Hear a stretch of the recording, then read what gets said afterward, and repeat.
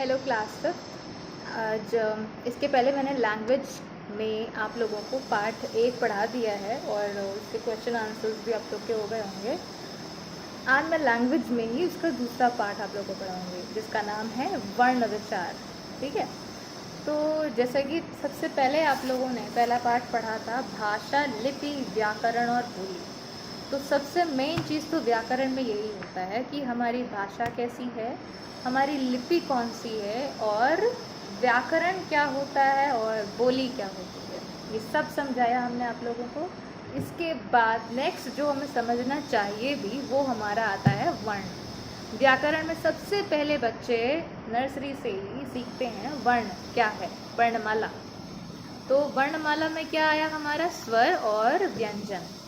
ठीक है, तो वर्ण विचार में हमारा यही सब है, स्वर और व्यंजन के बारे में डिटेल में बताया गया है।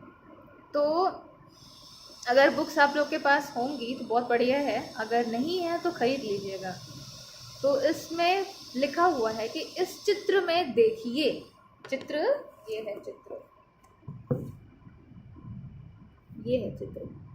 ठीक है, तो ये चित्र में देखिए, इसमें लिखा हुआ है कि ये चित्र में देखिए अध्यापिका बच्चों के नाम पुकार रही हैं, अमर, अटल, ईशा। इन नामों को पुकारते समय मुख से कुछ ध्वनियां निकल रही हैं। ध्वनि मतलब कुछ आवाज निकल रही है, बिल्कुल जाहिर सी बात है, जब कोई बोलेगा तो आवाज निकलेगी ना। तो ध्वनियां निकल रही हैं, ये ध्वनियां ही वर्ण कहलाती हैं, है ना। जो हम बोल रहे हैं तो एक एक वर्ण जोड़कर बोल रहे हैं ना हम सारे, क ख ग घ ङ और स्वर जो अ आ ई, ये सब जोड़ के, सब वर्णों को जोड़कर एक ध्वनि बन रही है। तो ध्वनि जो निकल रही है वो क्या कहला रही है, हमारी वर्ण।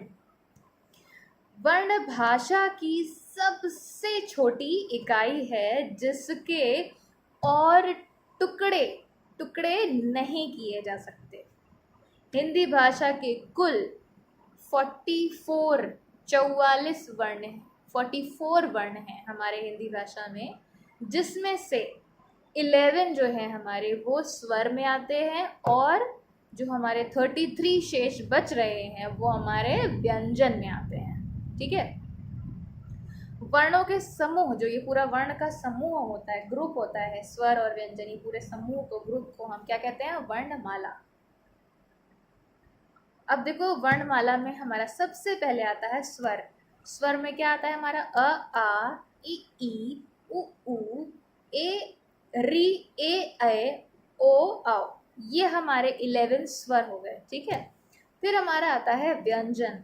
व्यंजन में हमारे क वर्ग, च वर्ग, ट वर्ग, त वर्ग, प वर्ग, अंतस्थ और ऊष्म। कितने हो गए, 1 2 3 4 5 6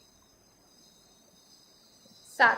ठीक है, तो ये 7 पूरे हमारे वर्ग हैं और वर्ग के अंदर जो हमारे आ रहे हैं वर्ग वो, क वर्ग में हमारा आता है क से अंगद, क ख ग घ अंगद। च वर्ग में आता है हमारा च छ ज झ ञ। फिर ट वर्ग में आता है हमारा ट ठ ड ढ ण। फिर हमारा त वर्ग में आता है त थ द ध न। फिर हमारा प वर्ग में आता है प फ ब भ म। फिर हमारा अंतस्थ, अंतस्थ मतलब जो हमारा यहाँ कंठ गले से निकलता है डायरेक्ट बाहर, अंतस्थ वो कहलाता है। सिर्फ 4 होते हैं ये, य र ल व, जो अंतस्थ हमारे होते हैं यहाँ से निकलते हैं, ये हमारे सिर्फ 4 वर्ण होते हैं, य र ल व। अंतस्थ इसलिए कहा जाता है क्योंकि ये अंदर से डायरेक्ट बाहर निकल रहे हैं। ठीक है, और उष्म, उष्म मतलब होता है जो हमारी टंग है, जो हमारी जीवा है, जीभ है, ये जब हमारे मुंह के अंदर के पार्ट्स को रगड़ कर निकलती, मतलब श, जैसे हम हाथ है हमारा, तो हम ऐसे थोड़ा सा ऐसे करेंगे तो हमारा थोड़ी सी किसी गर्माहट होगी और लड़ कर जा रहा है ना ये हाथ इस हाथ से, तो ये जब हमारा हाथ इस हाथ से रगड़ खा कर जा रहा है या लड़ कर जा रहा है तो हल्की सी गर्माहट हो रही है। तो वैसे ही जब हमारी टंग जो है जब रगड़ खा रही है श, तो एक उष्म, उष्म मतलब होता है हल्की सी गर्माहट, तो वो जब निकलता है तो उसमें 4 वर्ण निकलते हैं हमारे, सिर्फ श, श, स, ह। ठीक है, तो ये हमारे ऊष्म कहलाते हैं। और जो हमारे अन्य व्यंजन होते हैं इसके अलावा, वो हमारे क्या होते हैं, ड़ और ढ। और अयोगवाह एक वर्ण हमारा होता है अयोगवाह, जिसमें सिर्फ 2 वर्ण आते हैं, पहला अंग और दूसरा अह। ठीक है, ये वे वर्ण हैं जो ना तो स्वर है और ना ही व्यंजन है। ये जो 4 वर्ण हमारे आए हैं, ड़ और ढ, अंग और अह, ये हमारे ना तो स्वर में आ रहे हैं और ना ही हमारे व्यंजन में आ रहे हैं। इनका प्रयोग स्वर की तरह होता है। इन वर्णों को अयोगवाह कहते हैं। ठीक है, अनुस्वार क्या होता है? अब अनुस्वार, अनुस्वार का प्रयोग रेखा के ऊपर बिंदु के रूप में होता है। जैसे हमने अंगूर लिखा तो अंगूर में अ के ऊपर हमने बिंदी लगा दी, तो वो हमारा क्या कहलाता है? अनुस्वार। ठीक है, अनुस्वार का जब हम उच्चारण करते हैं, मतलब अनुस्वार को जब हम बोलते हैं, तो हमारे नाक से वायु निकलती है। अंग, नाक से वायु निकलेगी, बोल के देखिएगा आप लोग, अंग। ठीक है, तो नाक से वायु निकलती, जैसे कि कंगन, नाक से एकदम वायु निकलेगी। कंगन, मंजन, रंग आदि। ठीक, अब हमारा आता है अनुनासिक। अनुनासिक भी बिल्कुल ऐसे ही है, नाक से ही बोलेंगे हम, लेकिन थोड़ा सा डिफरेंस है। अनुनासिक के उच्चारण में, मतलब अनुनासिक को बोलते टाइम में वायु नाक व मुंह दोनों से निकलती है। इसका प्रयोग रेखा के ऊपर, जब हम लाइन खींचते हैं ना, उसके ऊपर चंद्र बिंदु, चांद भी बनाते हैं और बिंदी भी लगाते हैं, तो इसको बोलते हैं चंद्र बिंदु के रूप में होता है। जैसे माँ, सांझ, माँ, माँ बोल रहे हैं तो नाक से भी वायु आ रही है, मुंह से भी बाहर निकल रही वायु। माँ, सांझ, कुआं आदि। विसर्ग अब आते हैं हम, विसर्ग किसे कहते हैं? तो विसर्ग होता है जो, विसर्ग का जो उच्चारण होता है वो ह की तरह होता है।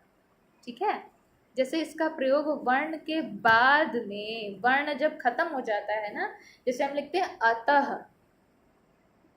ठीक है, तो अतः लिखने के बाद हमारा जो लास्ट में 2 बिंदु आता है उसे बोलते हैं। जैसे कि हमने लिखा अतः, तो इसमें हमने 2 वर्णों का यूज किया ना, अ और त। त के बाद में जो 2 बिंदु लगी हैं उसको हम बोलते हैं विसर्ग। इसका निशान ऐसा होता है, देखिए कि हमने ये लिखा ना अतः, ये अतः, तो वर्ण के आखिरी में आया ना ये, तो इसे हम वर्ण, इसको कहते हैं हम विसर्ग। प्रातः, अतः। ठीक, फिर हमारा आता है आगत वर्ण। इसका मतलब क्या है सुनिएगा। आगत वर्ण वे वर्ण हैं जो अन्य भाषाओं के प्रभाव से हिंदी भाषा में शामिल कर लिए गए हैं। मतलब अन्य प्रभाव, अन्य जो भाषा थे उसके प्रभाव से, जैसे कि हम इंग्लिश में बोलते हैं ऑरेंज।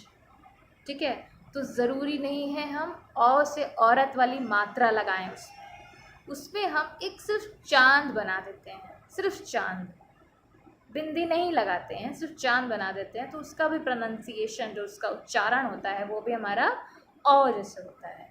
तो जैसे कि ये वर्ण है औ, अंग्रेजी भाषा से आए वर्ण ज, जैसे कि होता नहीं, जैसे कि जू। ठीक है, तो जू, जी, ज, व, फ, फॉर, फॉर बोलते हैं ना, दिस इज फॉर, फॉर। तो फॉर जब बोल रहे हैं तो हम फॉर नहीं बोल रहे हैं, हम फॉर बोल रहे हैं। तो जो फ के नीचे एक हल्की सी बिंदी होती है, तो उस फ को बड़े आराम से बोला जाता है लहजे में, फ। ठीक है, तो फारसी भाषा से आए हैं ये, फारसी भाषा मतलब अंग्रेजी के नहीं है ये, फारसी भाषा से। ठीक है, अ का प्रयोग डॉक्टर, ऑफिस, कॉलेज, जब हम कॉलेज लिखते हैं तो भी हम औ की मात्रा नहीं लगाते हैं, वो सिर्फ चांद बनाते हैं, पर इसका प्रोनाउंसिएशन औ होता है। वह ज फ का प्रयोग उर्दू भाषा के शब्दों में प्रायः किया जाता है। ये ज़्यादातर जो होते हैं ये जो वर्ण के नीचे बिंदी लगी होती है इसको नुक्ता कहा जाता है, नुक्ता।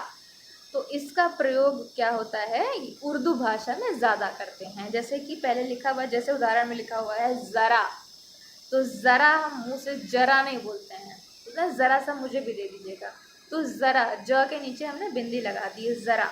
एक हो गया हमारा सिफारिश, एक होता है सिफारिश, तो फ के नीचे भी हमने बिंदी लगा दी। ठीक है, वर्ण के प्रकार अब आते हैं। तो वर्ण के हमारे दो प्रकार होते हैं, शुरू में मैंने बताया स्वर और व्यंजन।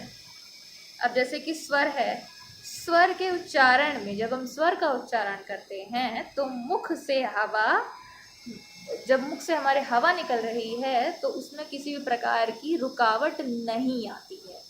जैसे अ, आ, ई, उ, री, ए, ओ, औ, ये जब हम बोल रहे हैं किसी भी प्रकार की कोई रुकावट नहीं आ रही, सब बोल के देखिएगा आप लोग, तो उन्हें हम स्वर कहते हैं। स्वर का उच्चारण बिना किसी वर्ण की सहायता से होता है। मतलब जब हम अ, आ, ई बोल रहे हैं तो और हमें अ के साथ दूसरे वर्ण का सहायता नहीं लेना पड़ रहा है, अ हम अकेले बोल ले रहे हैं। ठीक है, स्वर की संख्या कितनी होती है? 11। स्वर के अब प्रकार आते हैं। तो स्वर के प्रकार 3 होते हैं, एक होता है ह्रस्व, एक होता है दीर्घ और तीसरा होता है प्लुत। ह्रस्व मतलब होता है छोटा, ह्रस्व मतलब छोटा अ, छोटी ई, छोटा उ, छोटा ए, छोटा ओ, ह्रस्व। दीर्घ जो दूसरा पार्ट है इसका दीर्घ मतलब होता है बड़ा आ, बड़ी ई, बड़ा उ, बड़ा ए, बड़ा औ। ठीक है, प्लुत, प्लुत ज़्यादा नहीं पूछते हैं, कहीं भी नहीं पूछते हैं, पर तुम्हें पता होना चाहिए कि प्लुत है क्या। तो प्लुत स्वरों के उच्चारण में दीर्घ स्वर से, जो दीर्घ है, जैसे दीर्घ में हम बड़ा यूज़ कर रहे हैं, तो जब हम बोलते हैं आ, ई, आए, ऊ, थोड़ा सा हम जोर दे रहे हैं उस पर, और छोटे आ में बोलने पे अ, ई, उ, थोड़ा थोड़ा सा समय लग रहा है। लेकिन जब हम दीर्घ बोल रहे हैं तो थोड़ा उसमें समय ज़्यादा लग रहा है, और ये जो प्लुत है इसमें थोड़ा समय और लगता है। और प्लुत बहुत सारे वर्ण नहीं होते हैं, सिर्फ एक सिंगल सा है जिसको मतलब हम शो करते हैं एस की तरह, जैसे एस लिखा जाता है ना वैसे। और हम जब ओम बोलते हैं, ओम बोल के देखिएगा, ओम, तो हमारा बीच में हल्का सा अप्रोनाउंसिएशन हो रहा है, बीच में ओ और म के बीच में अप्रोनाउंसिएशन, हल्का सा इसका उच्चारण आ रहा है प्लुत का। तो ये भी ओम आ रहा है, बीच में बोल कर देखिएगा तो समझ में ज़्यादा आएगा। तो बीच में जो अ का प्रोनाउंसिएशन हो रहा है ना, वो ये कहलाता है एस की तरह होता है प्लुत का निशान, प्लुत का निशान एस की तरह होता है। ठीक है, प्लुत का निशान एस की तरह होता है, ओम, और ये सिर्फ ओम में ही यूज़ हुआ है, ज़्यादातर कहीं नहीं यूज़ हुआ है। ठीक है, तो ये होता है हमारा प्लुत। आपने स्वर समझ लिया, स्वर के भेद समझ लिया। व्यंजन, व्यंजन के उच्चारण में क्या होता है कि स्वर की सहायता लेनी पड़ती है, क्योंकि जब हम व्यंजन का उच्चारण करेंगे क, ख, ग, सब में आ रहा है ना, तो बिना स्वर की सहायता के क नहीं बोला जा सकता है। तो इसमें व्यंजन में हम स्वर की सहायता लेते हैं और बोलते समय स्वर की अपेक्षा अधिक समय भी लेते हैं। स्वर में समय नहीं लगता ज़्यादा, उससे ज़्यादा समय व्यंजन में लगता है। ठीक, फिर आता है हमारा व्यंजन की बात, संयुक्त व्यंजन। संयुक्त व्यंजन वो होता है जिसमें 2 वर्ण मिलकर एक वर्ण बनाते हैं। जैसे कि कक्षा में जो क्ष आता है, कक्षा के जो क्ष आता है उसमें आधा क और षटकोण वाला श मिलकर हम उसको क्ष बनाते हैं। ठीक है, इसको जोड़कर देखना, पहले लिखना आधा क प्लस षटकोण वाला श। अब इन दोनों को जब हमने मिला दिया तो हमारा बन गया क्ष, कक्षा का क्ष। ठीक, और संयुक्त व्यंजन में एक तो क्ष आ गया, एक आता है हमारा त्र। त्रिशूल बोलते हैं ना, त्रिशूल जो तो त्र है वो हमारा दो वर्णों से मिलकर बनता है आधा त और र, त्र। ठीक, तीसरा वर्ण आता है हमारा ज्ञ। ज्ञ बनता है हमारा आधा ग और य से मिलाकर बना ज्ञ। ठीक है, ज्ञानी वाला ज्ञ। फिर हमारा आता है श्र। श्र बनता है हमारा आधा श, शलजम वाले आधा श और प्लस र, बन गया हमारा श्र। इसे श्री लिखते हैं ना, श्रीमती, तो वो। ठीक है, ऐसे ही और बना सकते हैं, जैसे प्र बन गया प्र। तो प्र कैसे बना, संयुक्त व्यंजन ये भी कहलाएगा, जैसे कि आधा प और र, प्र बन गया। ठीक है, फिर आता है हमारा द्वित्व व्यंजन। अब ये देखो की क्या होता है, ये एक जैसे दो व्यंजन, एक जैसे दो व्यंजन मतलब सेम व्यंजन, मतलब अगर क है तो दोबारा फिर से क ही आएगा। तो एक जैसे दो व्यंजन जब एक साथ आते हैं तो उनके जो मेल होता है, जो उनका मिलाप होता है, उसको हम कहते हैं द्वित्व व्यंजन। द्वित्व व्यंजन मतलब एक ही वर्ण का दोबारा से आ जाना एक पास में। जैसे चम्मच बोलते हो ना तुम लोग, चम्मच, तो उसमें म आता है दो बार, आधा म और पूरा म। ऐसे ही चक्का, जैसे पक्का, पक्का में आधा क आ रहा है, क आ रहा है, मतलब दो व्यंजन एक साथ आ रहे हैं, लेकिन जो पहला वाला व्यंजन है वो आधा होगा, दूसरा वाला व्यंजन पूरा पूरा होगा। ठीक है, तो इस तरीके से इसमें चम्मच हो गया, पत्ता हो गया, जैसे आधा त पूरा त, कुत्ता हो गया आधा त पूरा त, बच्चा हो गया आधा च पूरा च। ठीक है, ये हमारे द्वित्व व्यंजन कहलाते हैं। फिर आया हमारा संयुक्ताक्षर।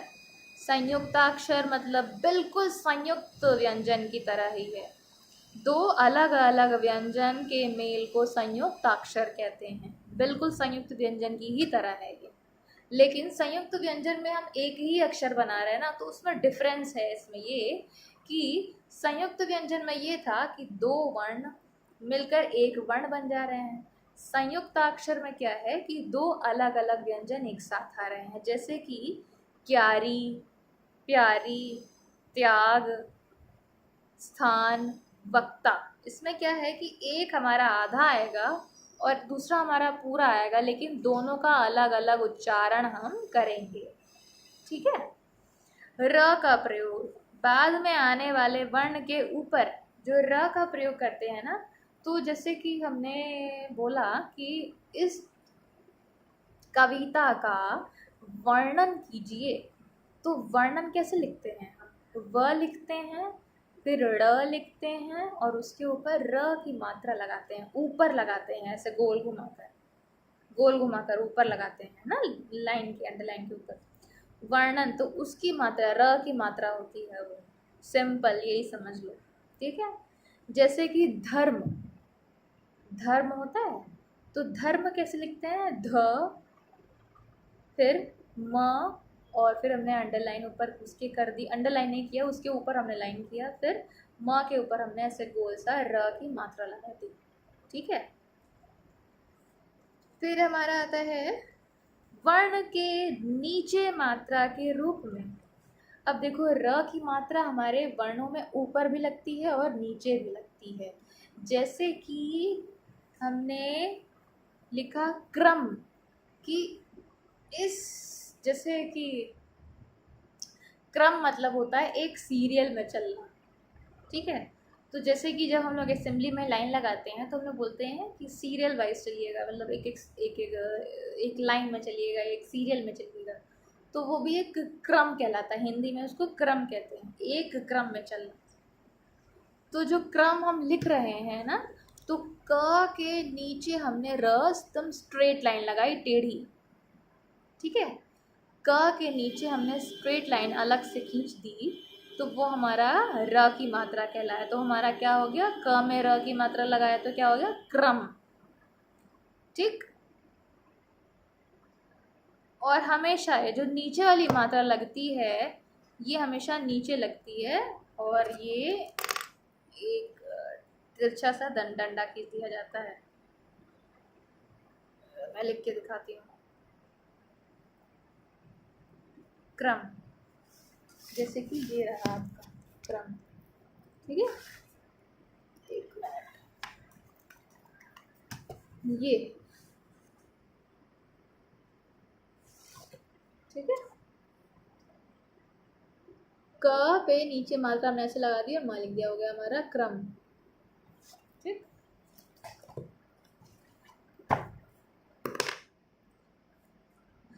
हमने र की मात्रा समझ ली। एक हमारी र की मात्रा ऊपर लगती है और एक हमारी मात्रा नीचे लगती है, ठीक है। फिर हमारा आया री। री की मात्रा, जो री से ऋषि होता है ना, री से ऋषि जो हमारा स्वर है, स्वर में आता है। तो री से ऋषि में हम जब लिखते हैं कि मृग, मृग मतलब क्या होता है, हिरन। तो मृग में जब म के नीचे हमने री की मात्रा लगाई तो ये हमारा हो गया मृग, री की मात्रा, ठीक है। ये भी समझ में आ गया होगा आप लोग को।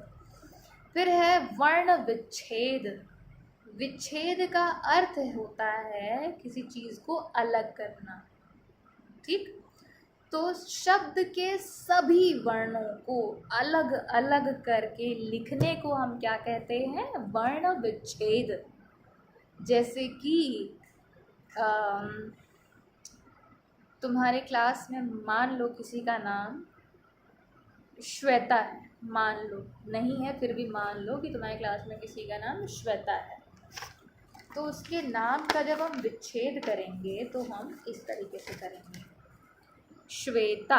तो हमने श, एक तो देखो आधा श जब हम लिखते हैं ना, तो तुम लोग सिर्फ जैसे ये वाला श हमने लिखा, ये श नहीं दिख रहा होगा, ये श लिखा हमने, तो जब आधा लिखते हो तो तुम लोग सिर्फ ये वाला पोर्शन लिखते होगे, ये वाला।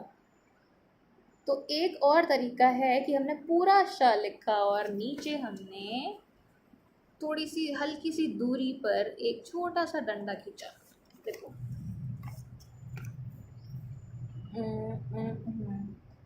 देखो हल्की सी दूरी पे इस लाइन के हल्की सी दूरी पे मैंने ये डंडा खींचा, तो ये भी हमारा आधा श कहला जाएगा, ठीक है। तो श्वेता लिखा तो मैंने आधा श लिखा, इसको भी आधा श बोलेंगे। अगर हमने उस वर्ण के नीचे हल्की सी डंडी लगाई, इसको बोलते हैं हम विसर्ग, हमारा ह कहलाता है, और ये हमारा कहलाया हलंत, इसको हलंत कहते हैं।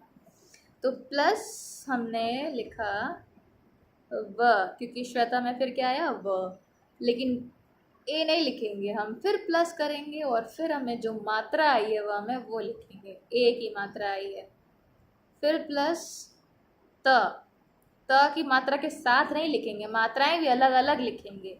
फिर हमारा आया आ, श्वेता, श, फिर इज इक्वल टू क्या बन गया हमारा, श्वेता।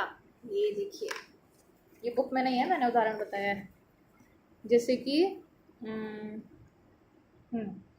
ये हो गया हमारा आधा श, फिर हमारा व में ए की मात्रा आई तो हमने ए लिख दिया, फिर हमारा आया ता तो हमने त लिखा, और मात्रा आ आई थी इसलिए हमने यहाँ लिख दिया आ। तो ये हमारा हो गया पूरा वर्ण का विच्छेद, मतलब हमने सबको तोड़ दिया, अलग अलग लिख दिया, और ये हमारा आंसर है श्वेता, ठीक है। तो इसी तरीके से हम किसी भी वर्ण, किसी भी शब्द को, शब्द का वर्ण विच्छेद कर सकते हैं, किसी भी शब्द को हम इस तरीके से तोड़कर लिख सकते हैं, ठीक है। शब्द का वर्ण विच्छेद हुआ, हर वर्ण को अलग अलग लिख दिया गया है, ठीक। फिर है हमारा वर्ण संयोजन। अब अलग अलग वर्णों को, जैसे हमारा सेम बिल्कुल ऐसे ही वर्ण एक विच्छेद हुआ तो हमने वर्ण को अलग कर दिया। अब हमारा वर्ण संयोजन, तो जिसमें हमने वर्णों को मिलाकर एक लिख दिया, जैसे कि हमारा ये हमारा कहलाएगा वर्ण विच्छेद, और जब हमने इसको मिला कर लिख दिया तो ये हमारा कहलाया वर्ण संयोजन। इन सबको संयोजन मतलब मिलाना, तो इन सबको मिला के लिखना हमारा वर्ण संयोजन कहलाया, ठीक है। फिर हमारा आया मात्रा का ज्ञान। तो ये तुम लोगों को किताब से पढ़ना पड़ेगा, ठीक है। व्यंजन के साथ स्वर मिलाते हुए, व्यंजन मतलब क ख ग घ, इसके साथ हमने किसको मिलाया, स्वर को मिलाया। स्वर हमारी क्या होती है, हम अलग अलग तो लिखते नहीं हैं, स्वर की हेल्प से हम वर्णों पर मात्रा लगाते हैं और एक नया शब्द बनाते हैं, ठीक है। तो व्यंजन के साथ स्वर मिलाते हुए जो चिन्ह जोड़ा जाता है, चिन्ह मतलब मात्रा के जो निशान, चिन्ह मतलब निशान, तो उसको जब जोड़ते हैं हम किसी मात्रा को किसी वर्ण के साथ, वह उस स्वर की मात्रा होती है। जैसे अ की अलग से कोई मात्रा नहीं होती है ना, वह सभी व्यंजनों के साथ जुड़ी होती है। ऑलरेडी सभी व्यंजन के साथ अ जुड़ा होता है। क ख आ रहा है ना, बाद में प फ सब में आ रहा है, अ सब में, सारे व्यंजन में जुड़ा होता है। तो जैसे कि प प्लस आ क्या बना, पा। न प्लस ई, नी। ठीक, इस तरीके से हम वर्ण में मात्रा लगा के उसको एक नया शब्द बना देते हैं, नया वर्ण बना देते हैं। अब र में उ की मात्रा व, मतलब र जो होता है, र में हम छोटे उ की मात्रा और बड़े उ की मात्रा कैसे लगाते हैं, हाँ ये भी सीख लो, अभी से सीख लो तो तुम्हारी गलतियां नहीं होंगी। जैसे हमने र लिखा और उसमें छोटे उ की मात्रा लगाई, बताती हूँ मैं, दिखाती हूँ तुम लोग को। र में छोटे उ की मात्रा लगाने पर उसकी मात्रा थोड़ी सी घूमी होती है, और जब हम र में बड़े उ की मात्रा लगाते हैं तो वो एकदम स्ट्रेट होती है। मात्रा तुम लोग को पता है, जब छोटे उ की लगाते हैं तो वो घूमी सी होती है, जब बड़े उ की लगाते हैं वो एकदम स्ट्रेट होती है। जैसे कि ये हमने क्या लिखा, र लिखा, छोटा उ लिखा, उसकी मात्रा हमने र पे कैसे लगाई, एकदम घुमावदार है। छोटे उ की मात्रा कैसी है, दिखता नहीं है इसमें ना, यहाँ ये है, छोटे उ की मात्रा हमने घुमा कर लगाई है। अब हम जब र में बड़े उ की मात्रा लगाएंगे तो बिल्कुल स्ट्रेट लगाएंगे। ये होगी हमारे छोटे उ की मात्रा घूमी हुई और ये होगी एकदम स्ट्रेट बड़े उ की मात्रा, इस तरीके से होता है, ठीक है। तो ये जब बड़े हो जाओगे तब तक तुम लोग की गलतियाँ नहीं होंगी, ठीक। तो ये हमारा पार्ट खत्म होता है, इसके क्वेश्चन आंसर्स मैं आप लोगों को सेंड करवा दूंगी, ठीक है। चलिए, थैंक यू।